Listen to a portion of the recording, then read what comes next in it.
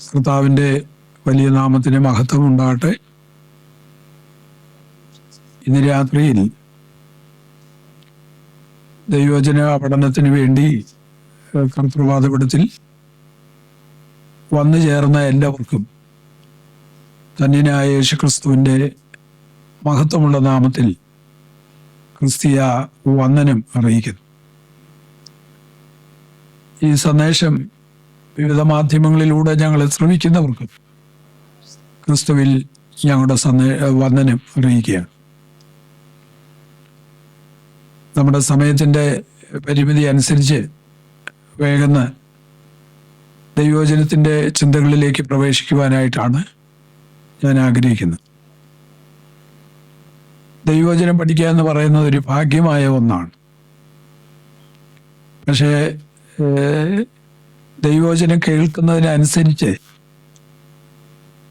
നമ്മളായിട്ട് നമുക്ക് വരുത്തേണ്ട മാറ്റങ്ങളൊക്കെ നമ്മൾ വരുത്തിക്കൊണ്ടിരിക്കണം. അങ്ങനെ ദൈവവചനത്തിലൂടെ നമുക്കൊരു രൂപാന്തരം ഉണ്ടാകും. നമുക്ക് തന്നെ ഒരു വലിയ മാറ്റങ്ങൾ സംഭവിക്കണം. നമ്മൾ അതിനാണ് ഈ വചനമൊക്കെ പഠിക്കുന്നത്. പക്ഷേ അത് നമ്മളിൽ നിന്ന് കേൾക്കുന്ന നമ്മളായിട്ട് വരുത്തണം. അല്ലാതെ നമുക്ക് മാറ്റങ്ങൾ എങ്ങനെ ഉണ്ടാക്കാൻ കഴിയും എന്നുള്ളത് നമ്മൾ ചിന്തിക്കണം. നമുക്ക് അങ്ങനെയുള്ള വചനങ്ങൾ നമ്മൾ കേൾക്കുമ്പോൾ നമുക്ക് ഇഷ്ടമല്ല. നമ്മൾ മാറണം എന്ന ചിന്തയിൽ നമുക്കൊരു വചനം കേൾക്കുമ്പോൾ നമുക്ക് തന്നെ ഒരു വല്ലായ്മ പോലെയൊക്കെ തോന്നാറുണ്ട്. പക്ഷെ അങ്ങനെ തോന്നുമ്പോൾ പിന്നെ നമുക്ക് ഈ വചനം കേൾക്കണമെന്ന് താല്പര്യം ഉണ്ടാകുകയില്ല. നമുക്ക് മാറണം എന്ന് ചിന്തിച്ചാൽ നമ്മൾ മാറും. നമുക്ക് മാറ്റാൻ കഴിയാത്ത ഒന്നുമില്ല. എല്ലാം നമുക്ക് ചെയ്യാൻ പറ്റുന്നതേ ഉള്ളൂ. അതുകൊണ്ട് ദൈവവചനം ദൈവത്തോളം വലിപ്പമുള്ള ഒന്നാണ്. അതുകൊണ്ടാണ് തിരുവെഴുത്ത് പറയുന്നത്, ആദിയിൽ വചനം ഉണ്ടായിരുന്നു, വചനം ദൈവത്തോടു കൂടെയായിരുന്നു, വചനം ദൈവമായിരുന്നു. അപ്പം നമ്മൾ ഏറ്റവും കൂടുതൽ നമ്മുടെ എല്ലാം ഒരു ധാരണ എന്ന് പറയുന്നത്, നമ്മുടെ എല്ലാം അകത്ത് കിടക്കുന്ന ഒരു ചിന്തയെന്ന് പറയുന്നത്,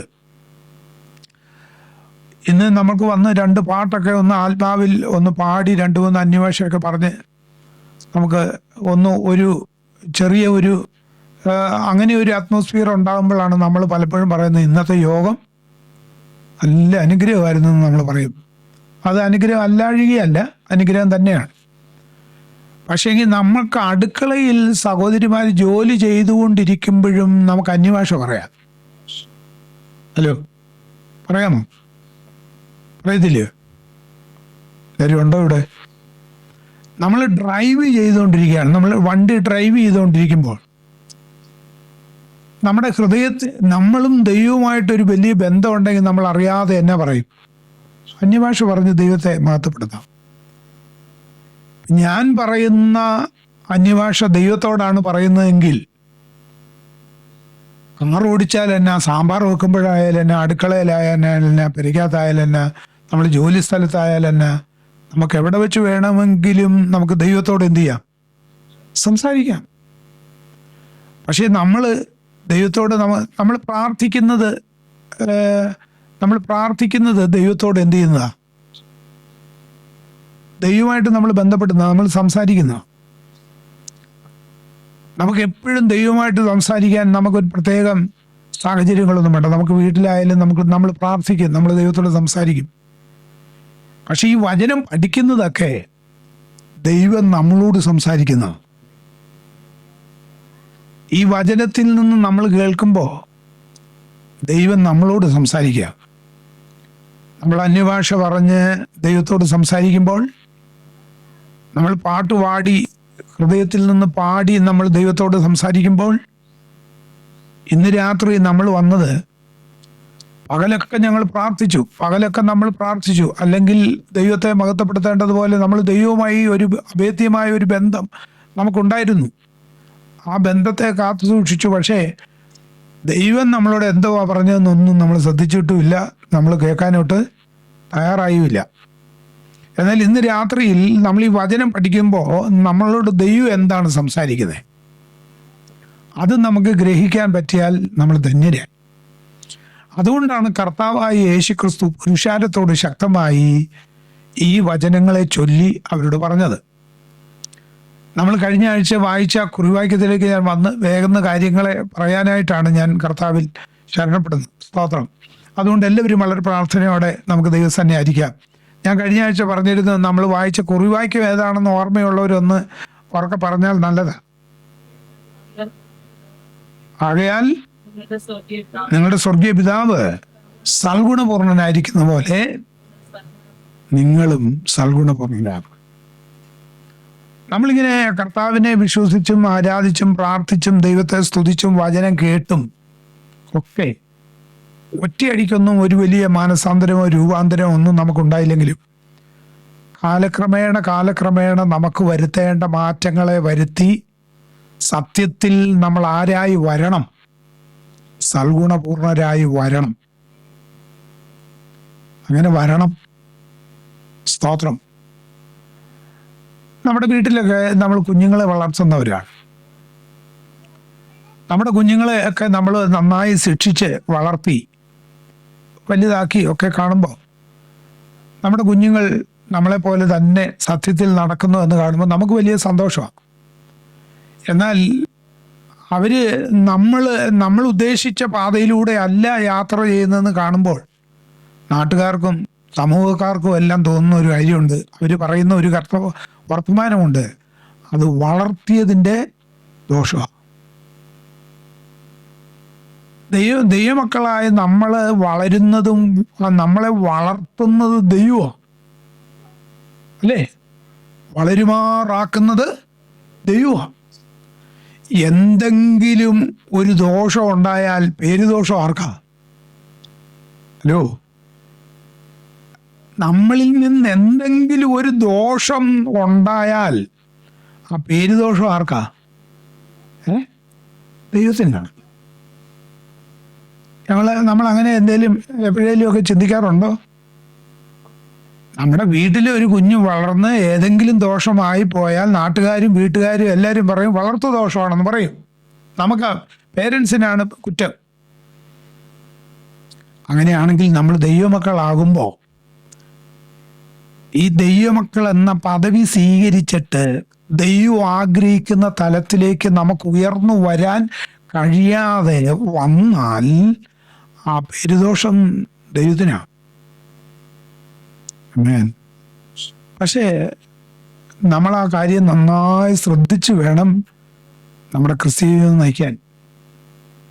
പ്രൈസ് ദി ലോർഡ്. അപ്പം നമ്മൾ കഴിഞ്ഞ ആഴ്ച നമ്മൾ ചിന്തിച്ച് വായിച്ച് നിർത്തിയ ഭാഗം ശ്രദ്ധേയമാണ്. ഒരാൾ യേശുവിൻ്റെ അടുത്ത് വന്ന് ചോദിക്കുകയാണ്, എനിക്കും അങ്ങയുടെ ശിഷ്യനാകണമെന്ന് വലിയ ആഗ്രഹമുണ്ട്. ഉടനെ യേശു പറഞ്ഞു, കൽപ്പനകളൊക്കെ നീ പാലിക്കുന്നുണ്ടോ?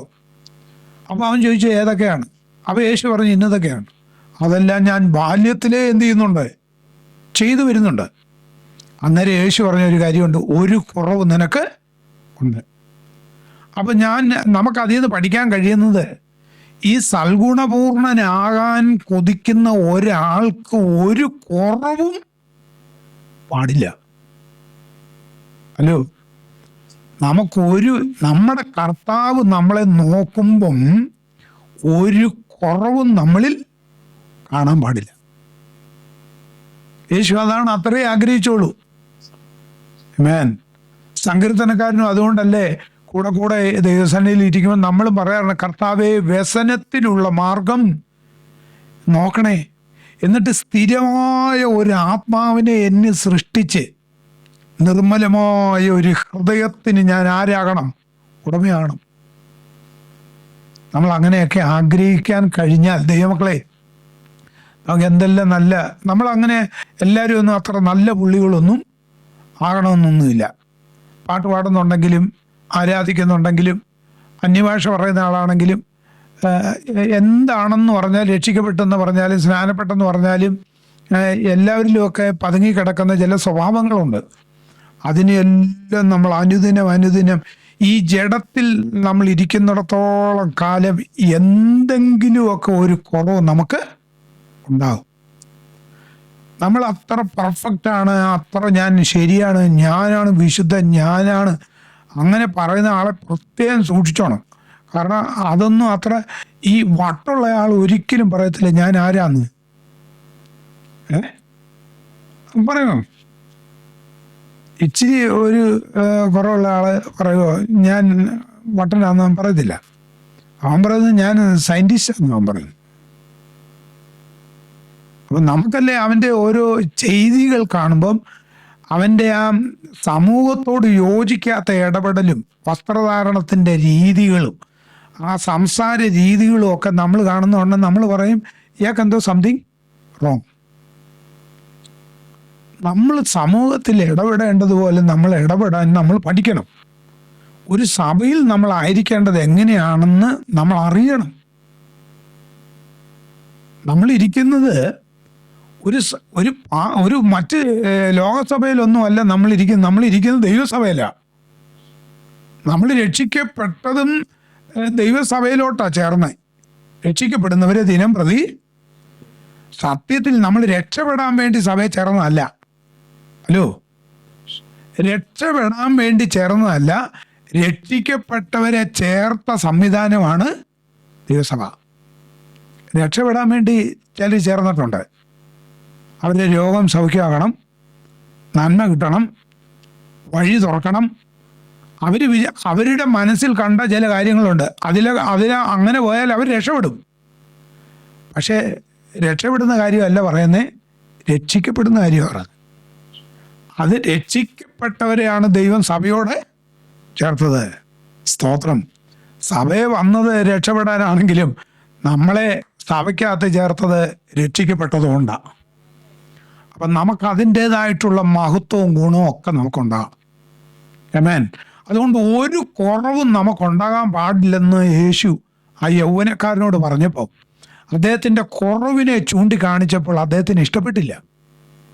നമ്മളാണേലും ഇപ്പം പാസ്റ്ററാണേലും ഇവിടെ നിന്ന് സഹോദര നിൻ്റെ കയ്യിൽ ഇന്നിന്ന കാര്യങ്ങളുണ്ട്, അതൊക്കെ ഒന്ന് മാറ്റണമെന്ന് പറഞ്ഞു കഴിഞ്ഞാൽ നമ്മുടെ മുഖത്തിൻ്റെ ഭാവം മാറും. ഇയാളെക്കാൾ നല്ലത് മറ്റേ പുള്ളിയായിരുന്നു പറഞ്ഞു. നമുക്കെപ്പോഴും നമ്മളെ സുഖിപ്പിക്കണം. അല്ലെങ്കിൽ നമുക്കിങ്ങനെ നമ്മളെ ഇങ്ങനെ ലിഫ്റ്റ് ചെയ്തുകൊണ്ടിരിക്കണം. അതൊരിക്കലും ഒരു ദൈവവും യോജിച്ചാൽ ആണോ?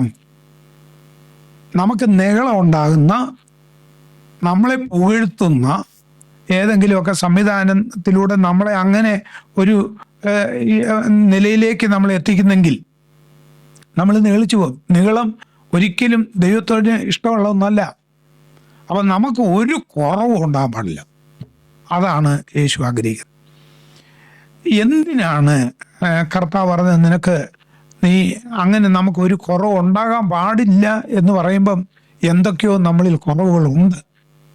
തന്യനായ പൗലോസ്ലീഹ എഫീസ്യ സഭയ്ക്ക് ലേഖനം എഴുതിയപ്പോൾ വളരെ ശക്തമായി ഈ കാര്യം ഓർമ്മിച്ചിട്ടുണ്ട്. നമുക്ക് ആ വാക്യങ്ങളിലേക്ക് നമുക്ക് ഇന്ന് വന്ന് നമുക്ക് നോക്കാം. എഫീസ്യർക്ക് എഴുതിയ ലേഖനം 4-ാം അധ്യായം അതിൻ്റെ 31-ഉം 32-ഉം വാക്യങ്ങൾ ഒന്ന് വായിച്ചേ. എല്ലാ കയ്പും കോപവും ക്രോധവും കുറ്റാരവും ദൂഷണവും സകല ദുർഗുണവുമായി നിങ്ങളെ വിട്ട് ഒഴിഞ്ഞു പോകട്ടെ. ഈ ലേഖനം ദൈവസഭയ്ക്ക് എഴുതിയതാ. എന്നെ പോലെയുള്ള നമ്മെ പോലെയുള്ളവരുടെ നടുവിലേക്ക് എഴുതി തന്ന ലേഖനമാണ് ഈ എഫീസർക്ക് എഴുതിയ ലേഖനം. എഫെസോസ് സഭയ്ക്ക് എഴുതിയിരിക്കുന്ന അദ്ദേഹം എഴുതിയിരിക്കുന്നത് എല്ലാ കയ്പും അല്ലേ, ഒരു ഊണിന് ജ്യേഷ്ഠാവകാശം വിറ്റ് കളഞ്ഞ് അല്ലേ, കയ്പിൻ്റെ വേര് മുളയ്ക്കാനുള്ള അവസരങ്ങൾ ഉണ്ടാക്കി ഒരു അഭക്തനായി തീരാതെ, ഇതെല്ലാം അതിൻ്റെ ആരംഭ സ്റ്റെപ്പുകളാണ്. ആമേൻ. നമുക്ക് അങ്ങനെ ഒന്നും സംഭവിക്കാൻ പാടില്ല. ഈ എല്ലാ കയ്പും എന്ന് പറയുന്നത് എന്താണ്? ഈ കയ്പ് നവോമി ഒരിക്കൽ പറഞ്ഞു, ഇനി നിങ്ങൾ എന്നെ നവോമി എന്ന് വിളിക്കണ്ട, എന്നെ മാറ എന്ന് വിളിച്ചാൽ മതി. എന്നാ കാരണം? ബേത്ലഹേമിലെ അല്പനേരത്തെ ക്ഷാമം ഉണ്ടായപ്പോൾ ക്ഷേമം തേടി മോവാബിലേക്ക് യാത്ര പുറപ്പെട്ട് അവിടെ ചെന്ന് തനിക്ക് സംഭവിച്ച സങ്കടകരമായ അവസ്ഥകൾ, തൻ്റെ ഭർത്താവ് നഷ്ടപ്പെടുന്നു, 2 ആൺമക്കൾ അവിടെ വെച്ച് മരിക്കപ്പെടുന്നു, തിരിച്ച് 2 വിധവമാർ ബേത്ലഹേമിലേക്ക് വരുന്നു, എല്ലാവരും സന്തോഷത്തോടെ ഈ നവോമി നവോമി എന്ന് വിളിച്ച് വളരെ വളരെ സന്തോഷത്തോടെ സ്വീകരിക്കാൻ തുടങ്ങുമ്പോൾ ആ നവോമിക്ക് ആ സന്തോഷത്തിൻ്റെ മുഴുവൻ ഭാവവും ഉൾക്കൊള്ളാൻ കഴിയാതെ വന്നപ്പോൾ അവൾ തന്നെ സ്വയം പ്രഖ്യാപിക്കുകയാണ്, എൻ്റെ ആ സന്തോഷങ്ങളെല്ലാം പോയി. ആരാണ്ട് പറഞ്ഞിട്ടാണോ പോയത്? എൻ്റെ സന്തോഷം എല്ലാം പോയി, എനിക്കിപ്പോൾ അത്ര വലിയ സന്തോഷമൊന്നുമില്ല, അതുകൊണ്ട് ഞാനിപ്പോൾ തിരികെ വന്നിരിക്കുന്ന ഒരു കയ്പായിട്ടാണ്. അതുകൊണ്ട് എന്നെ ഇനി ആരും നവോമി എന്ന് വിളിക്കണ്ടെന്ന് സ്വയം പറയുന്ന ഒരാളുടെ അവസ്ഥയൊന്ന് നോക്കിക്കേ. അതുകൊണ്ട് നമ്മളിൽ നമ്മുടെ യഥാർത്ഥ ആത്മീയ അനുഭവങ്ങളെ നമുക്ക് എപ്പോഴും അതിലൂടെ ഒരു സന്തോഷവും സംതൃപ്തിയും കണ്ടെത്താൻ കഴിയുമെങ്കിൽ മാത്രമേ നമുക്ക് ഈ ആത്മീയ സംഗമം കൊണ്ടൊരു അനുഗ്രഹവും അഭിവൃദ്ധിയുള്ളൂ. ആമേൻ. കണ്ടാൻ വേണ്ടിയല്ലെങ്കിൽ, നമുക്ക് ഒന്നിച്ച് ചേരാൻ പറ്റത്തില്ലെങ്കിൽ, നമുക്ക് പാട്ട് പാടുമ്പോൾ ഒന്നിച്ച് പാടാൻ ഒരു മനസ്സില്ലെങ്കിൽ, എല്ലാവരും കൈയടിച്ച് ദൈവത്തെ സ്തുതിക്കും, നമുക്കും ഒന്ന് കൈയടിച്ച് മനസ്സോടെ ദൈവത്തെ ആരാധിക്കാൻ ഒരു കയ്പ് വെച്ചോണ്ടായിരിക്കുന്നെങ്കിൽ എങ്ങനെ നമ്മൾ സ്വഭാവത്തിൽ ശ്രേഷ്ഠരാ? ഇവിടെ എന്നിട്ട് പറയുന്നത് ആ കയ്പ് കൊണ്ട് അവനുണ്ടാകുന്ന കോപം, പിന്നെ ഉണ്ടാകുന്നത് ക്രോധം, പിന്നെ ഇഷ്ടമല്ലാത്ത അച്ചി തൊടുന്നതെല്ലാം കുറ്റമാണ്, പിന്നെ കുറ്റാരോപണങ്ങളാണ്, പിന്നെ ആരോപണങ്ങൾ കൂടുമ്പോൾ പിന്നെ അത് ദൂഷണമായി. അതിൻ്റെ എല്ലാം കൂടെ ആകത്തുക വന്നു കഴിയുമ്പോൾ സകല എന്നാ ഗുണ? കർത്താവ് പറഞ്ഞ എന്തുവാ? സൽഗുണം ഉണ്ടാകണം. എഫെസോസ് സഭയ്ക്ക് ഇപ്പം നേരിട്ടിരിക്കുന്ന ആ അപജയത്തിൻ്റെ ഒന്ന് ഇതുപോലെയുള്ള സാധനങ്ങളെല്ലാം കൂടെ അകത്ത് കയറിയിട്ട് അവരിൽ നിന്നും പ്രൊഡക്റ്റ് ആകുന്ന ഒരു ഗുണമാണ് ദുർഗുണം. ഹലോ, നമ്മൾ ആരാധിച്ച് ഒരു ദുർഗുണ കാംക്ഷിയായി അല്ലെ ദുർഗുണ ഉള്ള ഒരാളായി തീരാനല്ല ദൈവം നമ്മളെ ആഗ്രഹിക്കും. ഈ 17-18 വയസ്സൊക്കെ തികയാത്ത കുട്ടികളൊക്കെ ചെറുപ്രായത്തിലൊക്കെ അവർ ചില ക്രിമിനൽസൊക്കെ ഉണ്ടാകും. കൊടും കുറ്റവാളികളായി തീരുമ്പോൾ അവരെയൊക്കെ ഗവൺമെൻറ് കൊണ്ടുപോയി പാർപ്പിക്കുന്ന സ്ഥലത്തിൻ്റെ പേരാണ് ദുർഗുണ പാഠശാല. അവരെ ദുർഗുണങ്ങളെയൊക്കെ മാറ്റി നല്ല ഗുണമുള്ളവരാക്കി മാറ്റാൻ കൊണ്ടുപോകുന്ന സ്ഥലമാണ്. സത്യത്തിൽ നമ്മൾ ഇതിനകത്തിരിക്കുന്നത് നമ്മുടെ ദുർഗുണങ്ങളെ മാറ്റാനുള്ള ഒരു പാഠശാലയായിട്ട് നമ്മൾ ഇതിനെ കാണരുത്. നമ്മൾ രക്ഷിക്കപ്പെട്ട് കൃപ പ്രാപിച്ച് വിശുദ്ധരെന്ന് അഭിമാനം കൊള്ളുന്ന നമ്മളെയൊക്കെ ഏത് തലത്തിൽ നമ്മളെ കാണാൻ പറ്റും എന്നുള്ളത് നമ്മൾ തന്നെ ചിന്തിക്കണം. ആമേൻ. നമ്മളതിൻ്റെ വാക്യങ്ങൾ വായിച്ചത് 4:31 ആമേൻ. എഫെസ്യലേഖനം ഒന്നുകൂടി വായിച്ച എല്ലാ കയ്പും കോപവും ക്രോധവും കുറ്റാരവും ദൂഷണവും സകല ദുർഗുണവുമായി നിങ്ങൾ ഒഴിഞ്ഞു പോട്ടെ. കണ്ടോ, നിങ്ങൾ തമ്മിൽ ദൈവം മനസ്സലിവുള്ളവരായി ദൈവം ക്രിസ്തുവിൽ നിങ്ങളോട് ക്ഷമിച്ചതുപോലെ അന്യോന്യം നമ്മൾ എന്ത് ചെയ്യണം? നമുക്ക് ഈ കുറ്റാരോപണങ്ങളോ ദൂഷണങ്ങളോ ക്രോധമോ കോപമോ ഇതെല്ലാം ഈ ജഡത്തിൽ നിന്ന് ഉണ്ടാകുന്ന ചില സ്വഭാവങ്ങളാണ്, ദുർഗുണങ്ങളാണ്. ഈ ഗുണമെല്ലാം മാറണം. ഏത് ഗുണമോ? ദുർഗുണത്തിൽപ്പെട്ട സാധനങ്ങളാണ് കയ്പ്, ക്രോധം, കോപം, കുറ്റാരോപണങ്ങൾ. പിന്നെ നമ്മൾ കുറച്ചുകൂടെ നമുക്ക് വേണം അതിനകത്ത് ഈർഷ്യ, പക, പിണക്കം, ഇതൊക്കെ ഏത് ഗുണത്തിൽപ്പെട്ടതാ? ജഡത്തിൻ്റെ പ്രവൃത്തികളോ എന്ന് പറഞ്ഞു തുടങ്ങുന്ന ഗലാത്യ ലേഖനത്തിൽ നമുക്കതിൻ്റെ കാണാനായിട്ട് കഴിയും. അതൊക്കെ നമുക്കറിയാവുന്നവരാണ്. പക്ഷേ നമ്മളിതെല്ലാം പറഞ്ഞു കഴിയുമ്പോൾ പറയും ഞാനിതിനകത്തൊന്നും പെടത്തില്ല. എന്നാൽ ദൈവമക്കളെ, നമ്മൾ ഈ ജഡത്തിൽ വസിക്കുമ്പോൾ മറ്റേ മത്തായി സുവിശേഷത്തിൽ യേശുവിൻ്റെ അടുത്ത് ചെന്ന സഹോദരൻ പറഞ്ഞു, ഈ കൽപ്പനകളാണോ? ഇതൊക്കെ ഞാൻ ബാല്യം മുതലേ ഞാൻ അറിഞ്ഞു വരിക. അപ്പോഴാണ് യേശു പറഞ്ഞത്, ഒരു കുറവ് നിനക്കുണ്ട്. ആമേൻ. ആ കുറവ് പറഞ്ഞപ്പോൾ അതവന് ഇഷ്ടപ്പെട്ടില്ല. ഹല്ലേലൂയ. ദൈവമക്കളെ, ഇന്ന് രാത്രിയിൽ പരിശുദ്ധാത്മാവ് അതേ നമ്മളോടും പറയുന്ന ഒറ്റ കാര്യമേ ഉള്ളൂ. നമ്മൾ ഈ സമൂഹത്തിൽ ജീവിക്കുമ്പോൾ ആമേൻ, യഥാർത്ഥ ദൈവ പൈതലായി ജീവിക്കാൻ, ക്രിസ്തുവിൻ്റെ മനസ്സുള്ളവരായി നമുക്ക് ജീവിക്കാൻ കഴിയുമെങ്കിൽ അവിടെയാണ് നമ്മുടെ ധന്യത വെളിപ്പെടുന്നത്. ആമേൻ. നമ്മളിന്ന് കഷ്ടപ്പെട്ട് ജോലിയെല്ലാം കഴിഞ്ഞ് ക്ഷീണിച്ച് വീട്ടിൽ കിടന്ന് ഉറങ്ങുമായിരുന്നെങ്കിൽ കുറച്ചുകൂടെ നമുക്ക് രോഗപ്രതിരോധ ശക്തിയൊക്കെ വർദ്ധിക്കാനും. പക്ഷേ അതെല്ലാം മാറ്റി വെച്ചിട്ട് നമ്മൾ കുറച്ച് പേര് ഓടി വന്നത് ഈ വചനം കേൾക്കാനാണ്. ഒരു കാര്യം ഞാൻ ദൈവസനെ പറയുക, ആമേൻ, നമുക്ക് ദൈവകൃപ വ്യാപരിക്കപ്പെടേണ്ടതിന് നമ്മൾ പ്രാപിക്കുന്ന ഈ വചനത്തിലൂടെ നമുക്ക് ലഭിക്കുന്ന ഈ എനർജി, ദൈവവചനത്തിൻ്റെ ഈ ശക്തി ഒരു രൂപാന്തരത്തിന് കാരണമാകണം.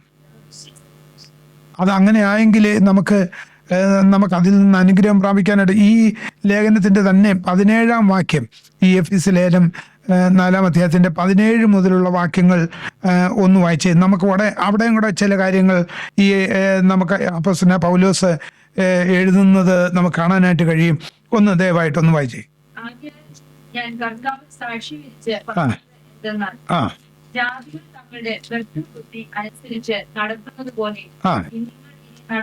ഇവിടെ അപ്പോസ്തലനായ പൗലോസ് ഈ എഫെസോസ് സഭയോട് പറയുന്ന ഒരു കാര്യം നമ്മൾ ശ്രദ്ധിക്കണം.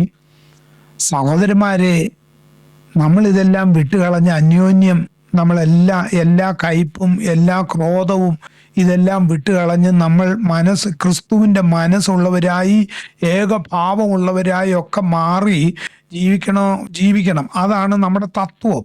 പക്ഷേ നമ്മളിപ്പോൾ പോകുന്ന ഈ സംഗതികളെ വെച്ചുകൊണ്ട് നമുക്ക് പോകാൻ പറ്റത്തില്ല. അതുകൊണ്ട് പൗലോസ് പറയുന്ന, ആകയാൽ ഞാൻ കർത്താവിനെ സാക്ഷീകരിച്ച് പറയുന്നത് എന്തെന്നാൽ, ജാതികൾ തങ്ങളുടെ വ്യർത്ഥബുദ്ധി അനുസരിച്ച് നടക്കുന്ന പോലെ നിങ്ങൾ ഇനി എന്ത് ചെയ്യരുത്. നമുക്കങ്ങനെ നടക്കാൻ പറ്റൂല. അത് നമുക്കൊക്കത്തില്ല. അത് നമുക്ക് അങ്ങനെ ഒക്കുന്ന ഒരു സംവിധാനമല്ല നമ്മുടെ സംവിധാനം. ഹല്ലേലൂയ. Praise the Lord.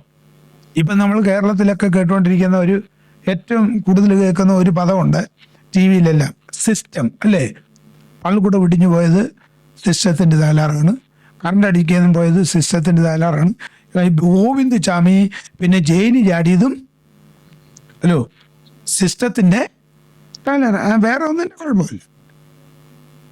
നമ്മുടെ ഇവിടെയും ഇങ്ങനെ എന്തേലും വ്യർത്ഥ ബുദ്ധിയോ അങ്ങനെയുള്ള എന്തേലും നടന്നു കഴിഞ്ഞാൽ നമ്മളെല്ലാം പഴിയായിരുന്നത് ഏതിൻ്റെ കുഴപ്പമാണെന്നാ? ഒന്നീ നേതൃത്വത്തിൻ്റെ കുഴപ്പമാണ്, അല്ലെങ്കിൽ സിസ്റ്റത്തിൻ്റെ കുഴപ്പമാണ്. നമുക്കുണ്ട് സിസ്റ്റം, സംവിധാനം. നമ്മൾ ആരെയും പഴി നമ്മൾക്ക് സിസ്റ്റത്തെ പഴി പറഞ്ഞ് രക്ഷപ്പെടാൻ ഒക്കത്തില്ല. സ്വർഗരാജ്യത്തിനൊരു സ്റ്റൈലുണ്ട്. നമ്മുടെ നിത്യതയ്ക്കൊരു രീതിയുണ്ട്, ഒരു സ്റ്റൈലുണ്ട്. ആ സ്റ്റൈലിൽ നമ്മൾ ജീവിച്ചേ ഒക്കത്തുള്ളൂ. അതാ ഇവിടെ യേശു പറഞ്ഞു തരുന്നേ, അതാ അപ്പോസ്തലൻ നമുക്ക് പറഞ്ഞു തരുന്നേ. ജാതികൾ നടക്കുന്നത് പോലെ വ്യർത്ഥബുദ്ധിയുള്ളവരായി എന്നിട്ട് ഇനിയും നമുക്ക് നോക്കണം. നമ്മൾ താഴ്ത്തു വായിക്കുമ്പോൾ നമുക്ക് ഒത്തിരി കാര്യം, അന്ധബുദ്ധികളായി അജ്ഞാനം നിമിത്തം ഹൃദയകാഠിന്യം നിമിത്തം തന്നെ ദൈവത്തിൻ്റെ ജീവനിൽ നിന്നകന്ന് മനം തഴമ്പിച്ചു പോയവർ ആകയാൽ അത്യാഗ്രഹത്തോടെ സകല അശുദ്ധിയും പ്രവർത്തിപ്പാൻ ദുഷ്കാമത്തിന് തങ്ങളെ തന്നെ ഏൽപ്പിച്ചിരിക്കുന്നു. കുറെ കഴിയുമ്പോഴെല്ലാം നമ്മുടെ മനസ്സങ്ങ് തഴമ്പിക്കും, മനസ്സ് തഴപ്പിക്കും. Praise the Lord. പിന്നെ നമുക്ക് ഭയോ ഭക്തിയോ ഒന്നും കാണത്തില്ല. ഇസ്രായേൽ മക്കൾക്കും അങ്ങനെയല്ലായിരുന്നു. ഞാൻ കഴിഞ്ഞ ദിവസം ഇവിടെയാണോ ഓർപ്പിച്ചതെന്ന് എനിക്ക് തോന്നുന്നു. സ്തോത്രം. ഇസ്രായേൽ മക്കൾ ആദ്യം മന്ന കിട്ടിയപ്പോൾ അവർ പറഞ്ഞത്, എന്തോ ടേസ്റ്റാ, കൊത്തൻ പാലരിയുടെ ആ ദോശ, അതുകൊണ്ടുണ്ടാക്കിയ ദോശ തേൻ കൂട്ടി കഴിക്കുന്നതിന് സമമായ രുചിയാണെന്നൊക്കെ പറഞ്ഞ് അതിനെ വാനോളം പുകഴ്ത്തി. കുറച്ച് കഴിഞ്ഞപ്പോൾ അവർ പറഞ്ഞത്, ഓ ഇത് ഏതാണ്ടോ എണ്ണ ചേർത്ത് കഴിക്കുന്ന ഒരു എന്തോ ഒരു ടേസ്റ്റ് പോലെ, ഒരു ദോശ പോലെയാണ് എന്നൊക്കെയാണ് അവർ പറയുന്നത്. കുറച്ചുകൂടെ കഴിഞ്ഞപ്പോൾ പറഞ്ഞു, ഓ ഈ സാരമല്ലാത്ത ആഹാരം ഞങ്ങൾക്ക് എന്തിന്. കുറേ എക്സ്പീരിയൻസ് കൂടുന്നതിനനുസരിച്ച് നമുക്കുണ്ടാകേണ്ടത് രൂപാന്തരമാണ്, നമുക്ക് മാറ്റമാണ് ഉണ്ടാകേണ്ടത്, താഴ്മയാണ് ഉണ്ടാകേണ്ടത്, വിനയമാണ് ഉണ്ടാകേണ്ടത്. നമുക്ക് ക്രിസ്തുവിൻ്റെ മനസ്സാണ് വരേണ്ടത്. പക്ഷേ അതിന് വരാതെ വണ്ണം നമ്മുടെ ഹൃദയകാഠിന്യം, അല്ലേ, മനം തഴമ്പിച്ചു പോയവർ, അവര് എന്തും ചെയ്യാൻ തയ്യാറാണ്.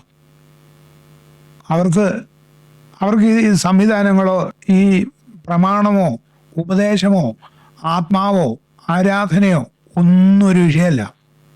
ഒരു കാര്യം ഞാൻ പറയാം, യേശുക്രിസ്തു പറഞ്ഞ ഒരു കാര്യമുണ്ട്, സഹോദരന്മാരെ, ഞാൻ പോകുന്നത് നിങ്ങൾക്ക് പ്രയോജനമോ? ഞാൻ പോകുന്നത് നിങ്ങൾക്ക് പ്രയോജനമോ? എന്താ പ്രയോജനം? ഞാൻ പോയാൽ എൻ്റെ കാര്യസ്ഥനെ എൻ്റെ പിതാവിനോട് ചോദിച്ചിട്ട് ഞാൻ നിങ്ങൾക്ക് തരും. ആമേൻ.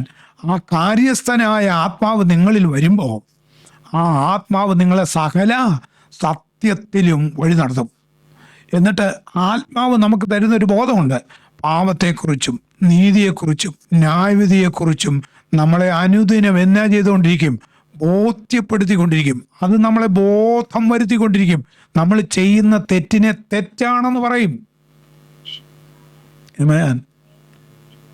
നമ്മൾ എന്തെങ്കിലും ദൈവത്തിനോ ദൈവവചനത്തിനോ നമ്മുടെ മനസാക്ഷിക്ക് വിരുദ്ധമായത് നമ്മൾ ചെയ്താൽ നമ്മുടെ മനസാക്ഷി, അതിന് നമ്മൾ പറയല്ല അവൻ മനസാക്ഷിയുള്ളവൻ അങ്ങനെ ചെയ്യില്ല, കണ്ണി ചോരയുള്ളതെന്നൊക്കെ നമ്മൾ പറയത്തില്ലേ, ആമേൻ, എന്ന് പറഞ്ഞ പോലെ ഈ മനസാക്ഷി, അവൻ്റെ മനസാക്ഷി നിർജ്ജീവമായി. ഇവിടെ അപ്പോസ്തലനായ പൗലോസ് പറയാ, അന്ധബുദ്ധികളായി നടന്ന് തനിക്കിഷ്ടമുള്ളതായ എല്ലാ വെറിക്കൂത്തുകളിലേക്ക് ഇറങ്ങിപ്പോകാൻ കാരണം അവൻ എന്താ പറഞ്ഞ, വ്യർത്ഥ ബുദ്ധി അനുസരിച്ച് അന്ധബുദ്ധികളായ അജ്ഞാനം നിമിത്തം, അവൻ്റെ ഹൃദയകാഠിന്യം നിമിത്തം തന്നെ അവൻ ദൈവത്തിൻ്റെ ജീവനിൽ നിന്ന് എന്ത് ചെയ്തു പോവുക? അകന്നു പോവുക. Praise the Lord. നമ്മളിവിടെ ഇരുന്ന് ദൈവത്തെ സ്തുതിക്കുമ്പോൾ ഒരു കാര്യം ഓർത്തോണം, ഞാൻ ആരാധിക്കും തോറും ദൈവവചനം കേൾക്കും തോറും എനിക്ക് വരുന്ന ആ രൂപാന്തരം അനുസരിച്ച് ഞാൻ ദൈവത്തോട് അടുത്തടുത്ത് വരിക. Praise the Lord. എന്നിട്ട് നമുക്കവിടെ വായിക്കാൻ കഴിയുന്നത്, അങ്ങനെ തങ്ങളെ തന്നെ ഏൽപ്പിച്ച് കളഞ്ഞിട്ട് നിങ്ങളോ ആമേൻ. അതിന്റെ 20-ാം വാക്യം, നിങ്ങളോ ഉപദേശം ലഭിച്ചു എങ്കിൽ സംബന്ധിച്ച് വഷളായി പോകുന്ന പഴയ മനുഷ്യനെ നിങ്ങളുടെ ഉള്ളിലെ ആത്മാവ് സംബന്ധമായി പുതുക്കം പ്രാപിച്ചു. നോക്കണം, പഴയ മനുഷ്യനെ ഉപേക്ഷിച്ച് നിങ്ങളുടെ ഉള്ളിലെ ആത്മാവ് സംബന്ധമായി പുതുക്കം പ്രാപിക്കണം. ഹലോ, പഴയ മനുഷ്യനെ നമ്മൾ എന്ത് ചെയ്യണം? ആ പഴയ മനുഷ്യനെ നമ്മൾ ഉപേക്ഷിച്ചു. ഇനി ജീവിക്കുന്നത് ഞാനല്ല, പിന്നെ ആരാ? നമ്മൾ പ്രതിജ്ഞ ചെയ്തതാ, ഇനി ജീവിക്കുന്നത് ഞാനല്ല, ക്രിസ്തു അത്രേ. ഞാനോ കുറയണം, യേശു എന്നിൽ. ആമേൻ. നമ്മൾ അങ്ങനെയൊക്കെ സമ്മതിച്ച ഈ കൃപയിലേക്ക് വന്നത്. യേശു എന്നിൽ വളരുന്നുണ്ടോ? യേശു വളരുന്ന ആളെ കാണുമ്പോൾ അറിയാം. എങ്ങനെ അറിയാം? അവൻ കുറയും. യേശു, ഹലോ, ഞാൻ കുറയും, യേശു എന്നിൽ വളരും. ഞാൻ കുറഞ്ഞു പോയാൽ പിന്നെ എന്നെ അങ്ങനെ എല്ലാവർക്കും ഒന്നും കാണാൻ പറ്റുന്നില്ല. എന്നെ കാണുന്നതിന് പകരം ആരെയാ കാണും? യേശുവിനെ. ഹലോ, നമ്മളെ കാണുന്നവർ ആരെ കാണണം? യേശുവിനെ. അതിന് നമ്മൾ ഇനി പഴയ മനുഷ്യന്റെ സ്വഭാവം കൊണ്ട് നടന്നാൽ നമുക്ക് യേശുവിനെ കാണാൻ പറ്റൂല. മറ്റുള്ളവർക്ക് എന്നിലൂടെ ആരെ കാണാൻ പറ്റിയല്ല? യേശുവിനെ കാണാൻ പറ്റത്തില്ല. Praise the Lord. നമ്മൾ ദൈവത്തിൻ്റെ മക്കളായി ഇവിടെ ജീവിക്കുമ്പോൾ യേശുവിൻ്റെ പത്രങ്ങളായി വെളിപ്പെടുമ്പോൾ എന്നെ കാണുന്നവർ ആരെ കാണണം എൻ്റെ യേശുവിനെ കാണണമെങ്കിൽ ഞാൻ ഈ കൂടാരത്തിൽ ഒതുങ്ങണം. Praise the Lord. അതാ അപ്പോസ്തലൻ പൗലോസ് പറയുന്നത്, നിങ്ങളോ ക്രിസ്തു സത്യമുള്ളതുപോലെ അവനെക്കുറിച്ച് കേട്ട് അവനിൽ ഉപദേശം ലഭിച്ചു എങ്കിൽ. ക്രിസ്തുവിനെ കുറിച്ച് ഇങ്ങനെയല്ല പഠിച്ചത്. മുമ്പിലത്തെ നടപ്പ് സംബന്ധിച്ച് ചതിമോഹങ്ങളാൽ വഷളായി പോകുന്ന ആ പഴയ മനുഷ്യനെ നിങ്ങൾ എന്ത് ചെയ്യുന്നു? കളയണം, ഉപേക്ഷിക്കണം. നമ്മൾ ആ പഴയ മനുഷ്യനെ എല്ലാം ഉപേക്ഷിക്കണം. സ്തോത്രം. നമ്മൾ അങ്ങനെ ഉപേക്ഷിച്ചവർക്കായി ഞാൻ ദൈവത്തെ സ്തുതിക്കുക.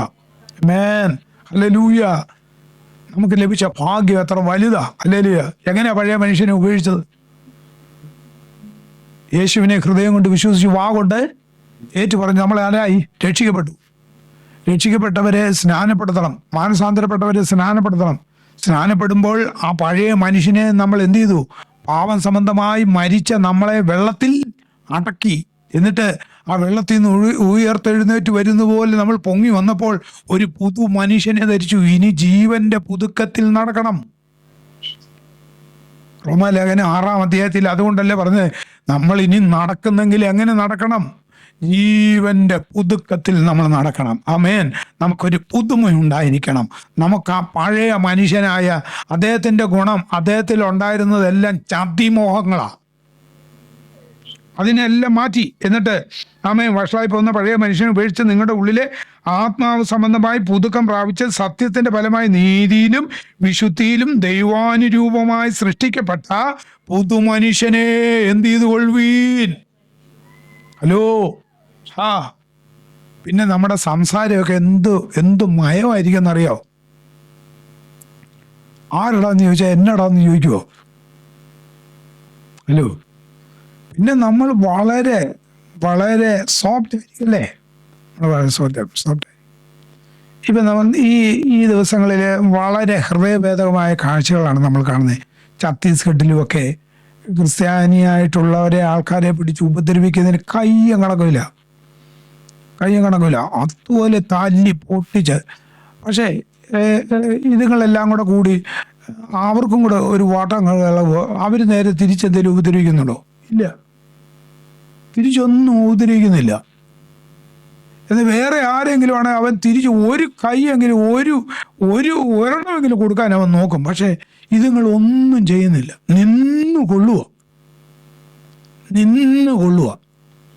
ദൈവമക്കളെ, നമുക്കൊക്കെ ദൈവം തന്ന ആ കൃപയെ ഓർത്ത് ഞാൻ ദൈവത്തിന് സ്തോത്രം ചെയ്യുക കേട്ടോ. ഹല്ലേലൂയ. ദൈവം നമ്മളെ അനുഗ്രഹിക്കാൻ, ദൈവം നമ്മളെ സഹായിക്കാൻ. ആമേൻ. നമ്മുടെ സ്ഥാനം, നമുക്ക് ഇവിടെ ലഭിക്കുന്ന സ്ഥാനമോ പദവികളോ ഉയർച്ചകളോ ഒന്നുമല്ല കേട്ടോ. ഹല്ലേലൂയ. അതൊന്നും ദൈവത്താലുള്ളതല്ല. നമ്മൾ കർത്താവിൻ്റെ സന്നിധിയിൽ നമ്മളെ തന്നെ താഴ്ത്തുവാൻ കഴിയുവാണെങ്കിൽ ദൈവം നമ്മളെ ഉയർത്തും. ദൈവം എന്നെ ഉയർത്തുമ്പോൾ മണ്ണിലൊന്നുമല്ല, അവൻ എന്നെ ഉയർത്തുന്നത് പാറമേൽ അവൻ എന്നെ ഉയർത്തും. ഞാൻ ഉയരുന്നതും വളരുന്നതും എല്ലാം ക്രിസ്തു എന്ന പാറമേലായിരിക്കും. അതുകൊണ്ട് പുതുമനുഷ്യനെ നമ്മൾ ധരിച്ചല്ലോ. ആകയാൽ 25-ാം വാക്യം, ആകയാൽ ഉപേക്ഷിച്ച് ഓരോരുത്തൻ താൻ്റെ കൂട്ടുകാരനോട് എന്നെ സംസാരിക്കണം. ഇതെല്ലാം നമ്മുടെ ജീവിതത്തിൽ വന്ന മാറ്റമാണ്, സ്വഭാവവൽക്കരണമാണ്. അതിനകത്ത് വന്ന മാറ്റങ്ങളാണ്. മാറ്റം വരണം. ഇതിനകത്തുനിന്നെല്ലാം മാറ്റം വരണം. ഈ എന്താ പറയുന്നത്? ആകയാൽ ഇനി പുതുമനുഷ്യനെയൊക്കെ ധരിച്ചേച്ച് നമ്മൾ എന്നാ പറയരുത്? പുതുമനുഷ്യനെയൊക്കെ ധരിച്ച് ആ പഴയ മനുഷ്യനെയൊക്കെ കളഞ്ഞു. ഞാനിപ്പോൾ ഉപദേശമൊക്കെ കേട്ടു, ഞാൻ യേശുവിൽ വളർന്നുകൊണ്ടിരിക്കുക. അങ്ങനെയുള്ള ഒരാൾ എന്നാ ഉപേക്ഷിക്കണം? ഉപേക്ഷിക്കണം. കാളത്തരല്ല, ഉപേക്ഷിക്കണം. ആമേൻ. പഴയ മനുഷ്യനെ എല്ലാം മാറ്റിക്കളഞ്ഞു. പുതുമനുഷ്യനായിട്ട് നമ്മൾ ജീവിക്കുമ്പോൾ ആ പഴയ മനുഷ്യൻ്റെ സ്വഭാവം ഒന്നും നമ്മൾ പുറത്ത് കൊണ്ടുവരില്ല. കൊണ്ടുവന്നാൽ നിത്യത നമുക്ക് നഷ്ടപ്പെടും. ഒരു ദാക്ഷിണ്യമില്ല. Praise the Lord. എന്ത് കഷ്ടപ്പെട്ട മോശ ഈ ജനത്തെ കനാനിലേക്ക് കൊണ്ടുപോയത്. ഒരിക്കൽ മോശ ഒന്നും വാവിട്ട് കരയുക, ദൈവമേ ഞാൻ എന്നാ ഇതിനെയെല്ലാം പെറ്റോ എന്നൊക്കെ ചോദിച്ച് കരയുക. ഉടനെ മോശയോട് ദൈവം പറഞ്ഞു, എന്തിനാ നീ ഇങ്ങനെ നിലവിളിക്കുന്നത്? നിലവിളിച്ചിട്ട് കാര്യമില്ല. വടിയൊക്കെ എടുത്ത് പുറപ്പെടുന്നൊക്കെ പറഞ്ഞ് ധൈര്യപ്പെടുത്തി കൊണ്ടുപോയ ആ മോശയ്ക്ക് കനാൻ കാണാൻ പറ്റുമോ? മോശയ്ക്ക് കനാൻ കാണാൻ പറ്റിയില്ല. Praise the Lord. പക്ഷെ യോശുവയ്ക്കും കാലേബിനും അവ കാണാൻ പറ്റി. വേറെ ആർക്കും ആ തലമുറയിൽ ആർക്കും അത് കാണാൻ പറ്റിയില്ല. എന്നാ കാരണം? ലേഖനകർത്താവ് അത് നന്നായിട്ട് എഴുതി. അവരുടെ അവിശ്വാസം നിമിത്തം, അവരുടെ പരസംഗം നിമിത്തം, അവരുടെ മത്സര നിമിത്തം കാണാൻ പറ്റിയില്ല. Praise the Lord. നമുക്കങ്ങനെ ഒന്നും സംഭവിക്കരുത്. ആകയാൽ ഭോഷ്ക് എന്ത് ചെയ്യണം? ഉപേക്ഷിച്ച് ഓരോരുത്തൻ താന്താന്റെ കൂട്ടുകാരനോട് സത്യം സംസാരിപ്പി. നാം തമ്മിൽ അവയവങ്ങളല്ലോ. കോപിച്ചാൽ എന്നാ ചെയ്യരുത്? പാപം ചെയ്യല്ല. അപ്പൊ അതിനർത്ഥം നമുക്ക് എന്ത് ചെയ്യാം? ഹലോ, നമുക്ക് എന്ത് ചെയ്യാം? നമ്മളാരും ഒന്നും മിണ്ടുന്നില്ല. കോപിക്കാം. നമ്മളെല്ലാം മനുഷ്യനല്ലേ? ബുദ്ധിയുള്ള ഒരു മനുഷ്യൻ, കഴിവും പ്രാപ്തിയുള്ള ഒരു മനുഷ്യൻ, എല്ലാ മനുഷ്യൻ ഈ ലോകത്ത് നമ്മൾ ഈ ജഡത്തിൽ ജീവിക്കുമ്പോൾ നമ്മൾ കോപിക്കും. കോപിക്കാത്ത മനുഷ്യനുണ്ടോ എന്ന് ചോദിച്ചാൽ സംതിങ് എന്തോ കുഴപ്പമുണ്ട്. എപ്പോഴും ചിരിക്കുന്നവനെ കണ്ടാൽ നമ്മൾ എന്നാ പറയും? ഹലോ, രാവിലെ മുതൽ വൈകുന്നേരം വരെ അവൻ എന്തുവാ? ചിരിയാ. അന്നേരം നമ്മൾ പറയാൻ സംതിങ് ഈസ് റോങ്, എന്തോ ഗഡ്ബിഡ് ഉണ്ടെന്ന് പറയാം. ശരി, ഇനി രാവിലെ മുതൽ അവൻ കരഞ്ഞുകൊണ്ടിരിക്കുകയെന്നിരിക്കട്ടെ, അന്നേരവും പറയും അവനെന്തോ കുഴപ്പമുണ്ട്. നമുക്ക് കോപമുണ്ടെന്ന്. നമുക്ക് എല്ലാവർക്കും ഷുഗറുണ്ട്, ഇല്ലേ?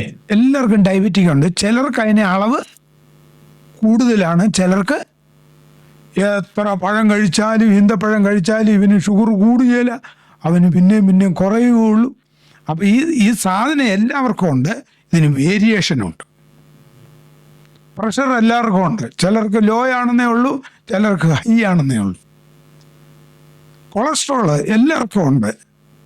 150 അതിൻ്റെ കറക്റ്റ്. അതിൽ കൂടുതലായാൽ ചിലർക്ക് കൂടും, പിന്നെ അത് ബുദ്ധിമുട്ടാണ്. ചിലർക്ക് അതിൽ കുറയും. എല്ലാവർക്കും ഈ സാധനമുണ്ട്, ഈ സംഭവം എല്ലാവർക്കും ഉണ്ട്. പക്ഷേ ഇതിൻ്റെ നമുക്ക് വെച്ചിരിക്കുന്നതിൻ്റെ അളവിൽ കൂടാൻ പോലെ. കോപം എല്ലാവർക്കും ഉണ്ട്,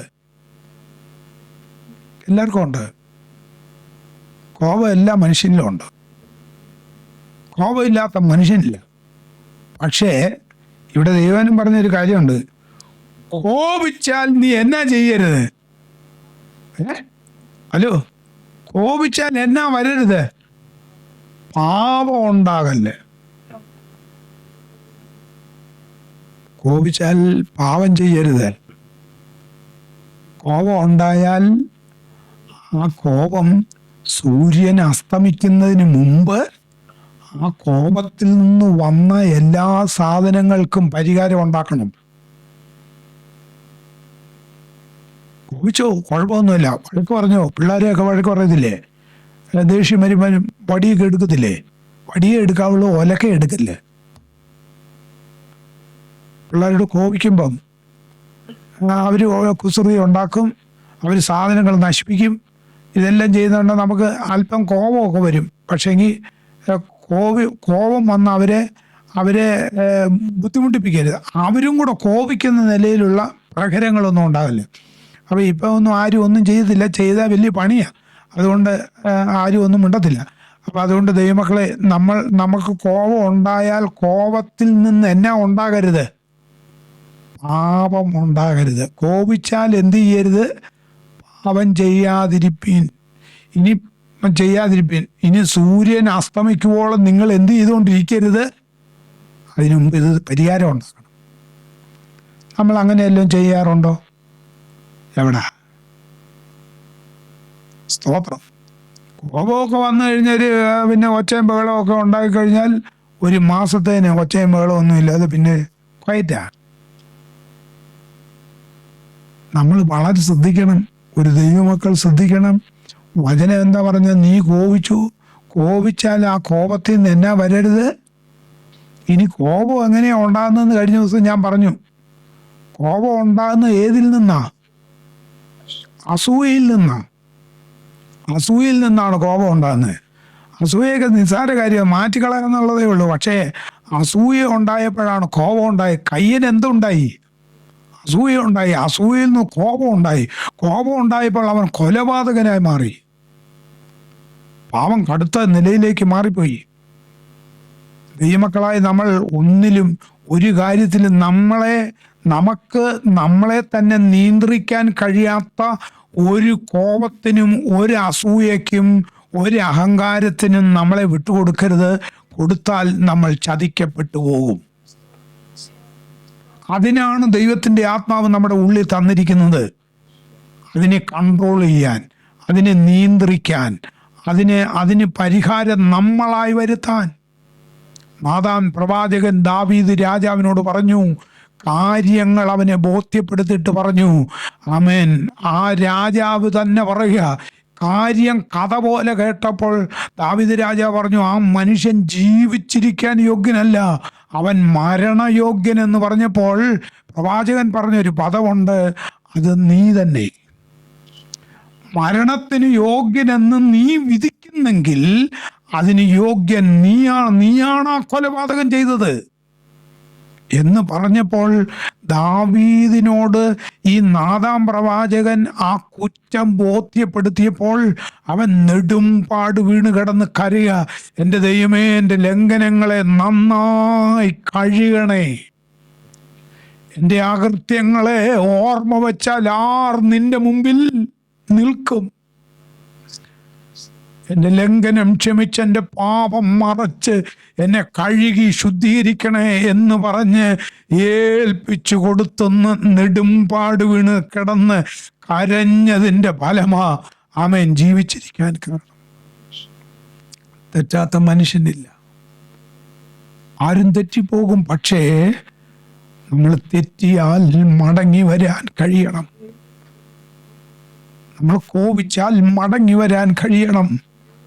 ഈ വചനം നമ്മളെ മടങ്ങി വരാൻ നിർബന്ധിക്കുക. നിങ്ങൾ കോപിച്ചുകൊണ്ടിരിക്കരുത്. എന്നിട്ടാണ് നമ്മൾ വായിക്കുന്നത്, ആമേൻ. എന്നിട്ട് അടുത്ത് നോക്കണം, അസ്തമിക്കുവോളം നിങ്ങൾ കോപം വെച്ചുകൊണ്ടിരിക്കരുത്.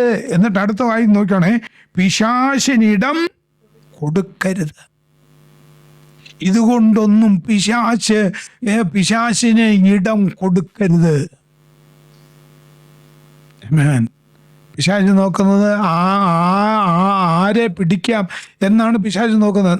പിശാച് നോക്കുന്നത് ക്രിസ്തുവിൻ്റെ ജീവനിൽ നിന്ന് ആരാണ് അകന്നു മാറുന്നത്, അവൻ്റെ വചനത്തിൽ നിന്ന് ആര് പുറകോട്ട് പോകുന്നുണ്ട്, അവൻ്റെ വചനത്തെ ആരെങ്കിലും പുറകോട്ട് മാറ്റി വെക്കുന്നുണ്ടോ, അവരെയാണ് പിടിക്കാൻ ആര് പുറകെ നോക്കുന്നത്? പിശാച് നോക്കുന്നത്. ആമേ. പിശാചിന് നിങ്ങൾ ഇങ്ങനെ നിങ്ങളായിട്ട് എന്ത് ചെയ്യരുത്, നമ്മളായിട്ട് ഇടം കൊടുക്കരുതെന്നും. നമ്മളായിട്ട് കഴിയുമെങ്കിൽ മൃതന്മാരെ വരെ അവൻ എന്ത് ചെയ്യും? തെറ്റിക്കും. പക്ഷേ നമ്മളായിട്ട് അവനൊരു സ്ഥലം, നമ്മളായിട്ട് അവനൊരു ഇടം ഉണ്ടാക്കി കൊടുക്കരുത്. നമ്മൾ വലിയ തീരുമാനമെടുക്കണം. ആമേൻ. പിശാച് സഭയ്ക്കകത്ത് കയറിയാൽ അത് തകർക്കും. പിശാച് കുടുംബത്തിനകത്ത് കയറിയാൽ അവനെ തകർക്കും. പിശാച് ഒരു വ്യക്തിയിൽ കുടിയിരുന്നാൽ അവനെ തകർത്ത് കളയും. ആമേൻ. അവൻ്റെ ലക്ഷ്യം ഒന്ന് മാത്രമേ ഉള്ളൂ, തകർക്കുക, അറക്കുക, മുടിക്കുക എന്നുള്ളതാ. അതുകൊണ്ട് അപ്പോസ്തലനായ പൗലോസ് എഫെസോസ് സഭയോട് പറയാൻ, നിങ്ങൾ അന്ധബുദ്ധികളായി ക്രിസ്തുവിൻ്റെ നല്ല ഉപദേശത്തിൽ നിന്നകന്ന്, അവൻ്റെ ജീവനിൽ നിന്നകന്ന്, ആ വചനത്തിൽ നിന്ന് നിങ്ങൾ അകന്നു പോയിട്ട് നിങ്ങൾ പിശാചിന് എന്ത് കൊടുക്കരുത്? ഇടം കൊടുക്കരുത്. നിങ്ങൾ പിണങ്ങിയും കോപിച്ചും കയ്പും ക്രോധവും കുറ്റാരോപവും ഒക്കെ നടത്തി നിങ്ങൾ പോഷ്ക് പറഞ്ഞ് ഒന്നിനോടൊന്ന് അവൻ ഇണങ്ങാത്തതും പിണങ്ങിയും ഒക്കെയായി പോയി അവൻ ഒരു വല്ലാത്ത സ്ഥിതിയിലേക്ക് ചെന്ന് ചാടി ഒടുവിൽ പിശാച് കയറി അവൻ ഇറങ്ങുന്ന ഒരവസ്ഥയിലേക്ക് നമ്മൾ മാറരുത്. പിശാചിന് നമ്മളായിട്ട് എന്ത് ചെയ്യരുത്? ഒരിടം കൊടുക്കരുത്. കള്ളൻ ഇനി കക്കാതെ മുട്ടുള്ളവന് ദാനം ചെയ്യുവാൻ ഉണ്ടാകേണ്ടതിന് എന്ന് പറഞ്ഞാണ് അടുത്ത വാക്യങ്ങൾ. എന്നിട്ടാണ് ഒടുവിൽ പറയുന്നത് 30-ാം വാക്യം, ദൈവത്തിൻ്റെ പരിശുദ്ധാത്മാവിനെ ദുഃഖിപ്പിക്കരുത്. ദൈവത്തിൻ്റെ പരിശുദ്ധാത്മാവിന് വിരോധമായി ചെയ്യുന്ന പാപത്തെ ദൈവം എന്ത് ചെയ്തില്ല? ക്ഷമിക്കുകയില്ല. എന്താ പരിശുദ്ധാത്മാവിന് വിരോധമായി ചെയ്യുന്ന പാപം? സഭായോഗത്തിൽ വരുമ്പോൾ അന്യഭാഷ പറയും, വെളിയിലോട്ട് ഇറങ്ങുമ്പോൾ ഈ പരിശുദ്ധാത്മാവിനെ ദുഃഖിപ്പിക്കും. പക്ഷെ അവൻ കയറി വന്ന് ചെയ്യുന്നതൊന്നും ആത്മാവിലല്ല. പാപം ചെയ്യുന്നവൻ പിന്നെ ചെയ്യുന്നതൊന്നും എന്തിലല്ല? ആത്മാവിലല്ല. പാപം ചെയ്താൽ ഈ ആത്മാവ് നമ്മളെ വിട്ടു പോകും, പിന്നെ ഇരിക്കുകയില്ല. നമ്മുടെ നാട്ടിലൊക്കെ ഞാൻ കഴിഞ്ഞ ദിവസം അവരോട് പറഞ്ഞു, ഇങ്ങനെ പറഞ്ഞു, ഈ ഡ്രൈവിങ് മോശമായ നിലയിൽ ഡ്രൈവിങ് ചെയ്താൽ പോലീസ് MDV എന്ന് ഈ വെഹിക്കിൾ ഡിപ്പാർട്ട്മെൻറ്റുകാർ പിടിച്ചു കഴിഞ്ഞാൽ അവരുടനെ നമ്മുടെ ലൈസൻസിൽ ഇങ്ങനെ പോയിൻ്റായിട്ട് കട്ട് ചെയ്യും. ഒടുവിൽ ഗുരുതരമായ വീഴ്ചയാണ് ചെയ്തതെങ്കിൽ അവൻ്റെ ലൈസൻസ് എന്ത് ചെയ്യും? ക്യാൻസൽ ചെയ്യും. ഞാൻ ചോദിക്കുന്ന, ഒരുത്തൻ്റെ ലൈസൻസ് ക്യാൻസൽ ചെയ്താലും അവൻ ഡ്രൈവ് ചെയ്യും. ഹലോ, അവൻ്റെ ലൈസൻസ് ഗവൺമെൻറ് എന്ത് ചെയ്തു? ക്യാൻസൽ ചെയ്തു. അതുകൊണ്ട് അവന് വണ്ടി ഓടിക്കാൻ അറിയത്തില്ലേ, അവൻ പാല് മേടിക്കാൻ പോകുമ്പോഴും സ്കൂട്ടർ എടുത്തുകൊണ്ട് പോകും ഇടവഴി കൂടെ. കാരണം അവന് ലൈസൻസേ കട്ട് ചെയ്തിട്ടുള്ളൂ. അവൻ്റെ ആ സ്കില്ലൊന്നും അവന് കട്ട് ചെയ്തിട്ടില്ല. അതവനിലുണ്ട്. കഴിഞ്ഞ ആഴ്ച പറഞ്ഞത് തന്നെ ഇവിടെ വന്നിരുന്ന് പറയുന്നതിന് ഒരു മടിയില്ല. കഴിഞ്ഞ ആഴ്ച കാണിച്ചത് തന്നെ ഇവിടെ വന്നിരുന്ന് കാണിക്കുന്നതിന് ഒരു മടിയും കാണത്തില്ല. ദൈവമക്കളെ, നമ്മൾ ചെയ്യുന്നതെല്ലാം ആത്മാവിൽ. പരിശുദ്ധാത്മാവിനെ എന്ത് ചെയ്യരുത്? വേദനിപ്പിക്കരുത്, പേരുദോഷം ഉണ്ടാക്കില്ല. നമ്മളെ ഏറ്റവും നന്നായി അറിയുന്ന ഒറ്റയാളേ ഉള്ളൂ. ആരാ? നമ്മുടെ കർത്താവ്.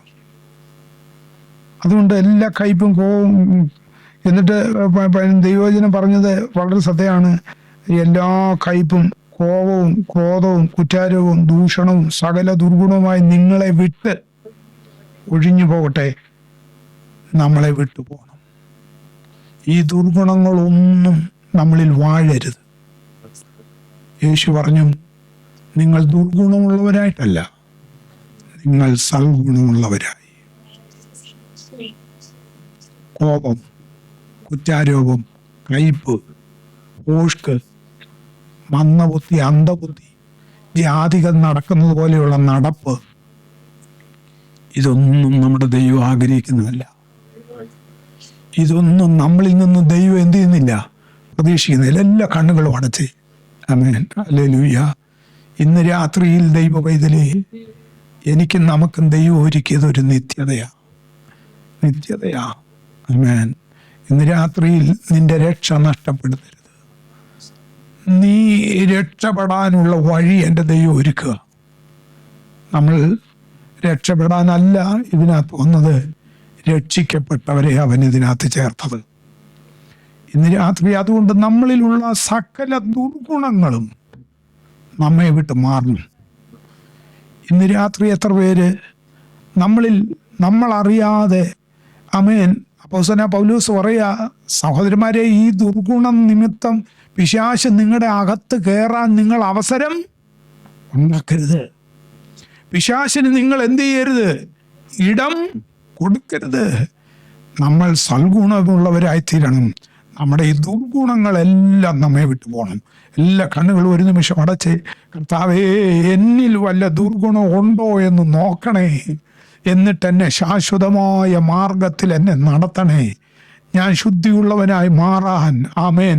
യെശയ്യാവ് പറയുന്നത് പോലെ, അയ്യോ ഞാൻ അരിഷ്ട മനുഷ്യൻ, ഹല്ലേലൂയ, എന്ന് സ്വയം സമ്മതിച്ചുകൊണ്ട് എന്നെ ഒന്ന് ശുദ്ധനാക്കണേ എന്ന് പറയാനുള്ള ഒരു മനസ്സ് നമുക്കുണ്ടായാൽ, ഇന്ന് രാത്രിയിൽ കർത്താവിൻ്റെ വചനം സാക്ഷാൽ ആ സ്വർഗത്തിൽ എന്നേക്കും സ്ഥിരമാക്കിയ ആ ദൈവത്തിൻ്റെ വചനം ഇന്ന് രാത്രി നമ്മളോട് ഇടപെടുക, ഏൽപ്പിച്ചു കൊടുക്കാൻ മനസ്സുള്ള ദൈവമക്കൾ ആമേൻ ആ കരങ്ങൾ ഉയർത്തി ദൈവത്തെ ഒന്ന് മഹത്വപ്പെടുത്തിക്കേ.